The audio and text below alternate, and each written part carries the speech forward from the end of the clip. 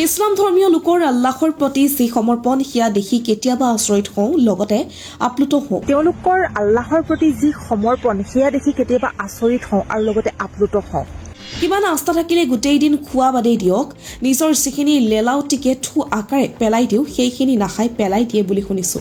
কাৰণ কিমানখিনি আস্থা থাকিলে কোনোবাই গোটেই দিনটো একো নোখোৱাটো বাদেই দিয়ক, নিজৰ যিখিনি লেলাউটি থাকে আমাৰ, যিখিনি আমি থু আকাৰে পেলাই দিওঁ সেইখিনিও গিলিব নোৱাৰে, পেলাই দিয়ে বুলি শুনিছোঁ। জন্মৰ পৰা মৃত্যুলৈকে আমি গোটেই জীৱনটো খাই খাই পাৰ কৰোঁ, কিন্তু তাৰ মাজতে এটা মাহ যদি ভগৱানৰ নামত নোখোৱাকৈ উচৰ্গা কৰিব পাৰোঁ, কিমান ডাঙৰ কথা ভাবকচোন। জন্মৰ পৰা মৃত্যুলৈকে আমি গোটেই জীৱনটো খাই খাই পাৰ কৰোঁ, কিন্তু তাৰ মাজতে এটা মাহ যদি ভগৱানৰ নামত নোখোৱাকৈ উচৰ্গা কৰিব পাৰোঁ, কিমান ডাঙৰ কথা ভাবকচোন। আমিতো খাবলৈ পাওঁ, কিন্তু এনেকুৱা ভোকাতৰ মানুহ আছে যিয়ে এসাঁজ ভাতৰ বাবে হাহাকাৰ কৰিবলগীয়া হয়। সেই নোখোৱা মানুহবোৰৰ ভোকৰ অনুভৱ এই মাহত উপলব্ধি কৰিব পাৰি। পবিত্ৰ ৰমজান মাহক লৈ এইগৰাকী হিন্দু যুৱতীয়ে কৰা এটি ভিডিঅ' হঠাৎ সামাজিক মাধ্যমত ভাইৰেল হৈ পৰিছে। ইছলাম ধৰ্মাৱলম্বী লোকসকলৰ এই পবিত্ৰ ৰমজান মাহক লৈ কৰা এই মন্তব্যই আপোনাৰ অন্তৰ চুই যাব। শুনক পাহি গগৈৰ এই বিশেষ মন্তব্য। ইছলাম ধৰ্মীয় লোকসকলে বৰ্তমান ৰোজা ৰাখি আছে, যিহেতু ঈদ সমাগত। তেওঁলোকৰ আল্লাহৰ প্ৰতি যি সমৰ্পণ সেয়া দেখি কেতিয়াবা আচৰিত হওঁ আৰু লগতে আপ্লুত হওঁ।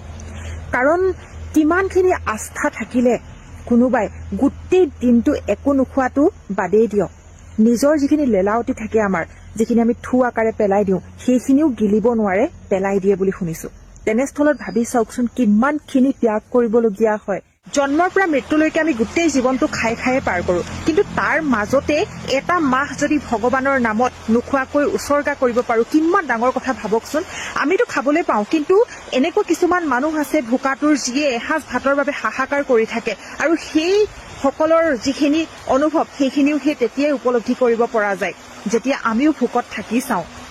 আৰু তেওঁলোকৰ যি একতা, যি আস্থা, সেয়া দেখি আচলতে সঁচাকৈ বহুত বেছি আচৰিত হওঁ, লগতে প্ৰেৰণা পাওঁ।